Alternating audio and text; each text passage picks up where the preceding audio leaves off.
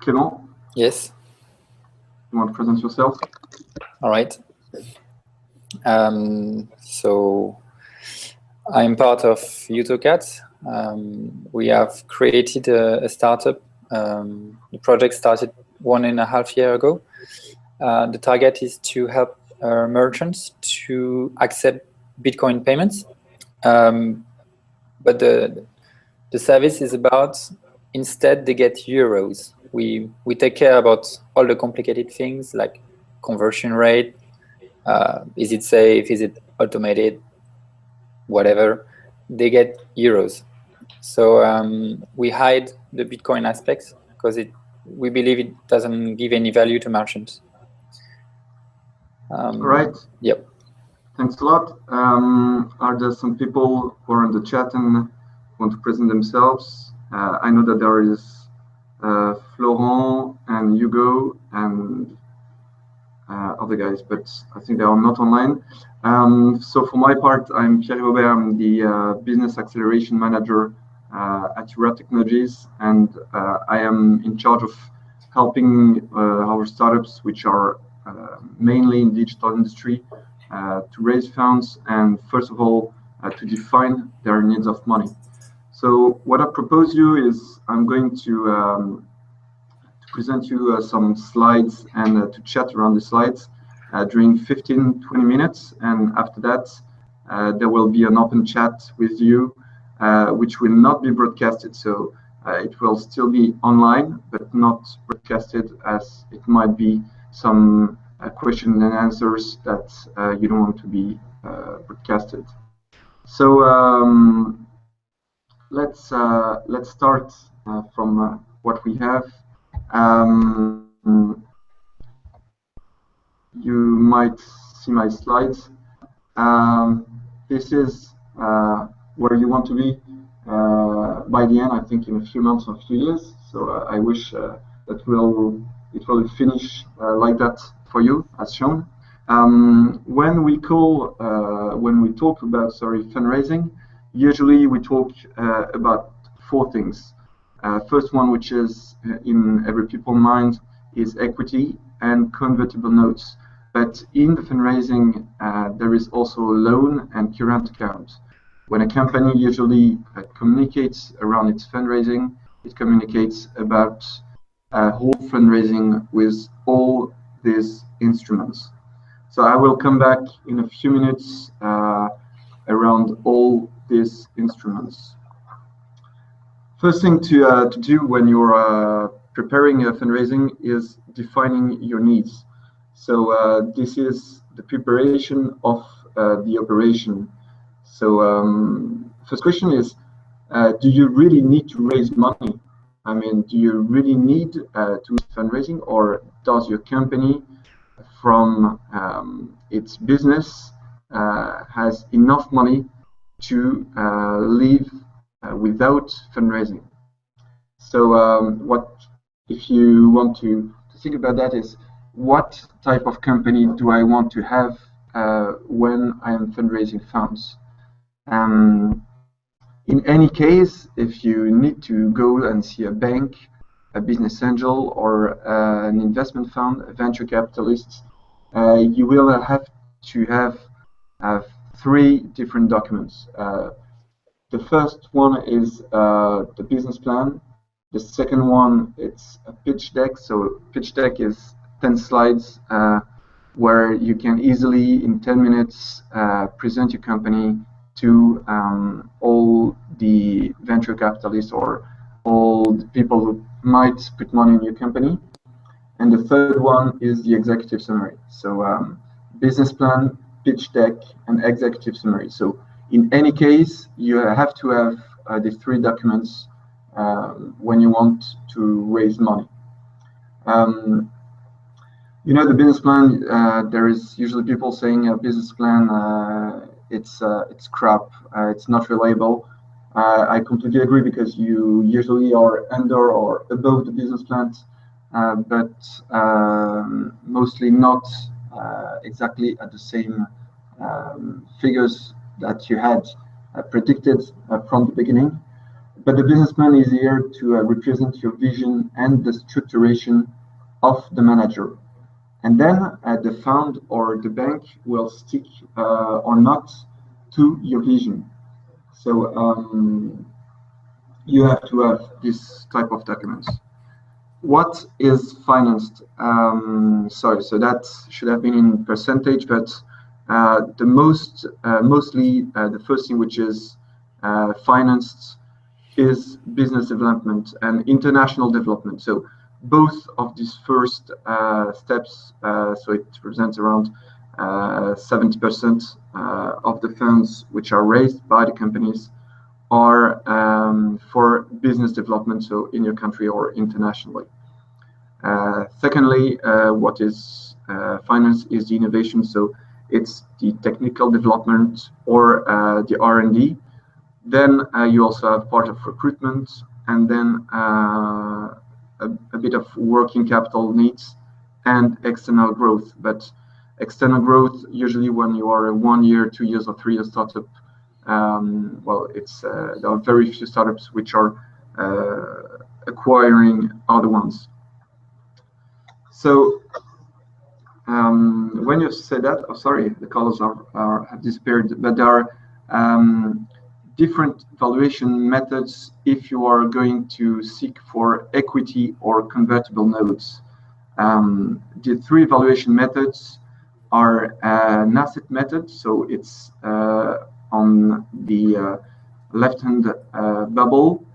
There is, so that means if I am putting money in your company, I'm looking to your assets of the company, but when you are 1, 2, or 3 years old, even 5 years old, usually, and mostly in digital industries, the assets are not that important. And so usually it's not reused. Second one, which is on the right bubble, is the enterprise value multiples. So it's like a comparison method to make a valuation of your company. And we're going to see in the next slide some enterprise value multiples regarding the digital industry. And the one which is in the upper bubble, which is discounted cash flow, is usually the most effective and most easier method to evaluate your company. So it takes your business plan. So that's why I was a bit pointing out the business plan at the beginning. So it's a discounted cash flow method which takes all the cash flows of your company and is able to say this is the right value of your company. What I propose you, I'm going to send you through the chat. I'm going to send you through the chat an Excel sheet that we're going to see. So I'm just switching to this Excel sheet.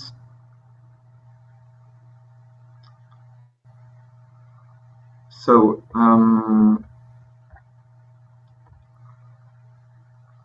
here we are.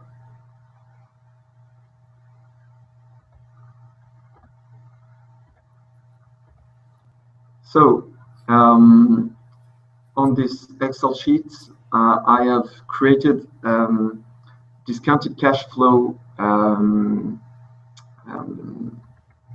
example of a startup. What you can see is you have to first put some variables, which is a discounted rate. So 30% is the return on investment that the venture capitalist or business angel is going to expect from the money that he has put in your company. So it's very different from what a bank expects, but your company is very risky, and usually banks are not the first one who are going to invest in your company. And then you have to define a multiple of EBITDA. So the EBITDA is the earning before interest, taxes, depreciation, and amortization. So that's in your profit and loss account, sorry, in your P&L. So usually companies in the software industry are sold about 5 times the EBITDA of what they made the year they are sold. So here it's quite easy. You take your business plan, you put year after year your EBITDA, then you have the taxes which are calculated. So this is from a French aspect. So it's very simple because in France, taxes after your results is about 33% of your net results.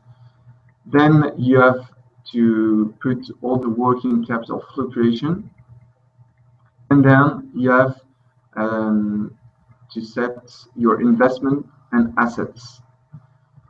From that, you will have your final cash flow at the bottom line of this Excel sheet. And what I have put here, the 4,200,000 euros, is a multiple. So it's the EBITDA, so 840,000 euros multiplied by 5, so which is the classical multiple for a software company which is sold. So we think that in 5 years, the exit of the company can be 4 million euros. It can be sold for 4 million euros. So when you take all these figures, all the final cash flow with the potential exits, and you apply the discount rate, which is weighted by the fund or the business angel, you can have the startup valuation which is calculated. So it can be, for in this example, about 1 million euros. So you see that even with a company which is quite in a high potential growth regarding the EBITDA, the valuation is not that high because of the discount rate weighted from the investors. So there is the first step of evaluating your company. Then I pass to the cap table. Cap table says, okay, we are some funders who have put 30,000 euros in your company, in my company, sorry. So the number of shares, if the share is 100 euros, is 300. At that stage, you don't have any business angels or you don't have any venture capitalists. So your valuation post money is 30,000 euros because this is what you have put in your company at the creation. Then you have the first round. First round, you are seeking and you are raising 300,000 euros from business angels. You have, from what we have seen in the previous slide, you have a valuation company of 1 million euros. So if you have raised 300,000 euros plus the 1,000 that is the pre-money valuation of your company, then the post-money valuation is 1,300,000 euros. And you have given to these business angels 23% of your company. And then the story goes on with second round, with Series A, with first venture capitalists. And then you see that you are diluted to 51% from so the funders. Sorry, I should have said that here the valuation of the company is set at 2 million euros. This is from what you have negotiated with the investors. And you see that if you make a third round where your company is then valuated 4 million euros in pre-money valuation, and then you raise 3 million euros, so the post-money valuation will be 7 million euros, and you will be diluted to 29%. So you will have the ownership of 29% of your company. So this is very simple tables that you can use. I will send these tables to you just at the end of the call, so you can play with the numbers and with your business plan to make your prediction. So I'm going to switch to the PowerPoint. So here we are.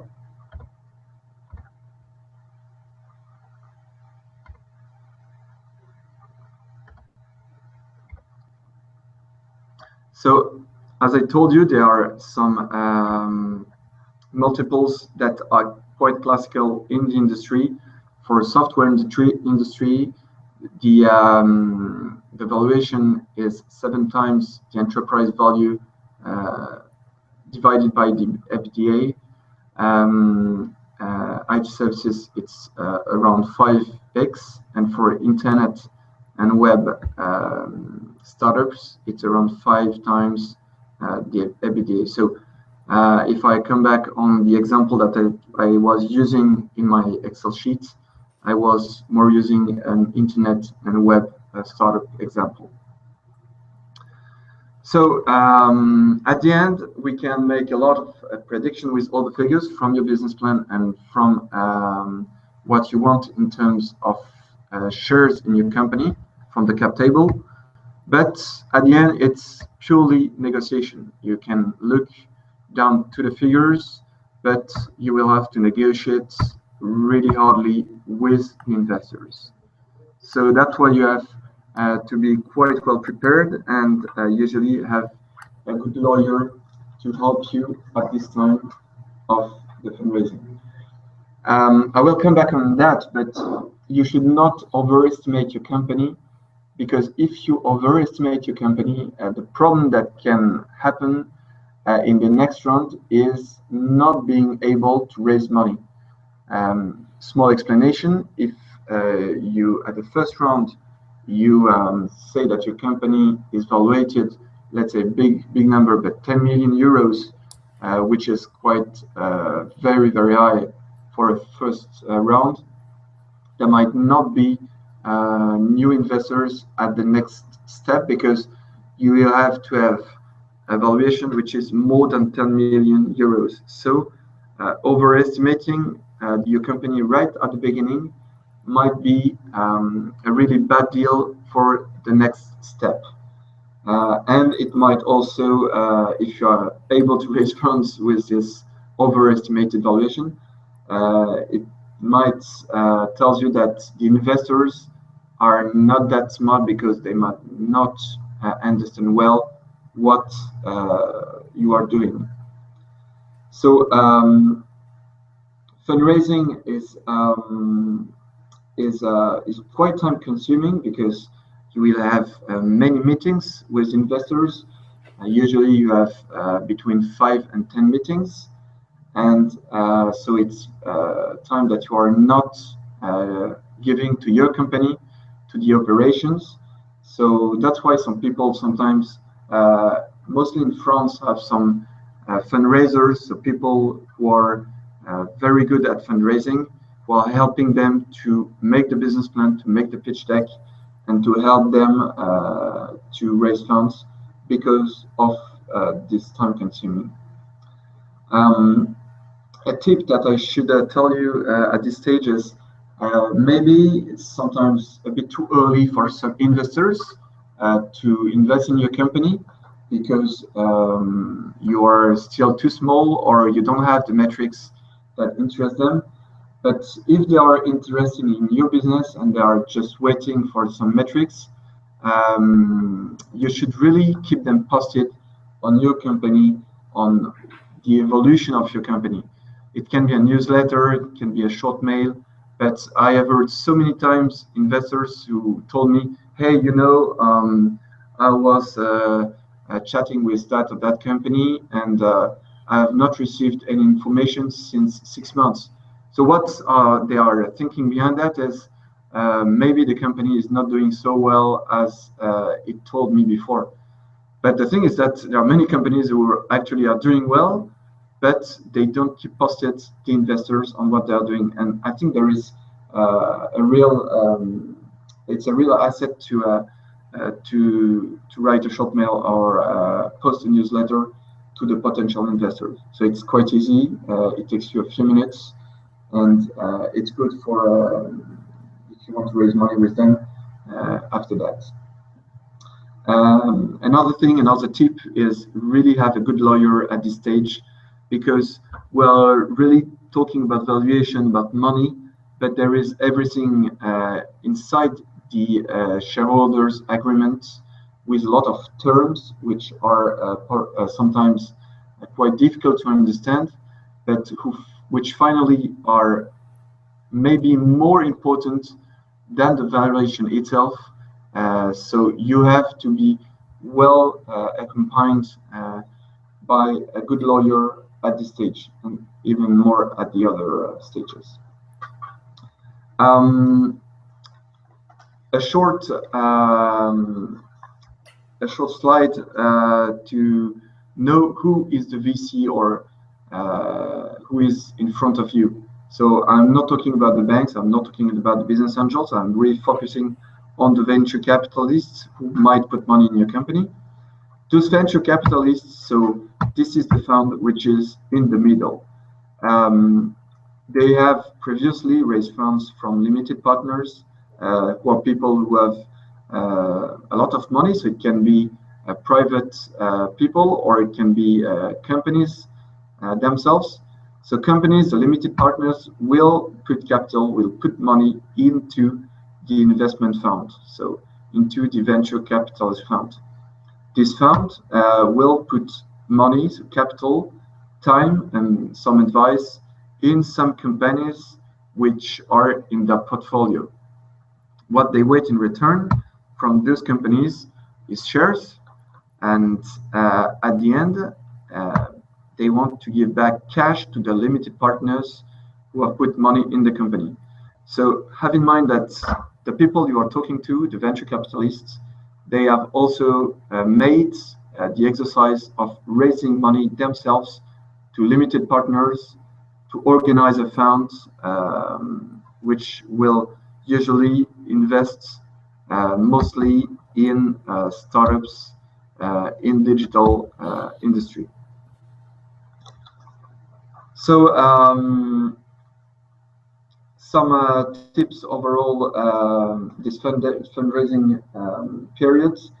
As I was telling at the beginning, really prepare and keep updated your documents, keep updated them. So it's every week, take 10-15 minutes to change some figures, because it's good not to be saying in front of the investor, oh, sorry, that was the figure of last month, I should have changed it. No, just have your documents really updated every week. That's really important to have a good chat with investors. Be ambitious, because you have to be ambitious to be bankable, so to have VCs interested by your company, but with achievable predictions.